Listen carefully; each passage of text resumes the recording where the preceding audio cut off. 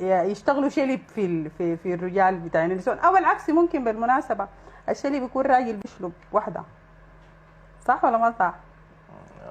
والله ليس دفاعا عن الرجال، لكن الشلب دائما بيحصل من النساء.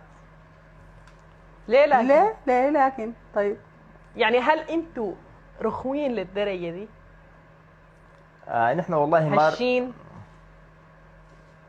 نحن والله ما هشين وما رخوين، مم. لكن نحن ناس حنينين.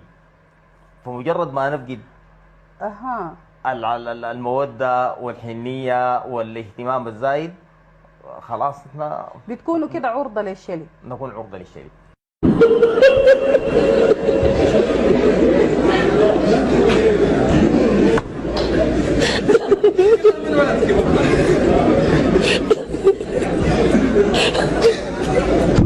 استغفر الله.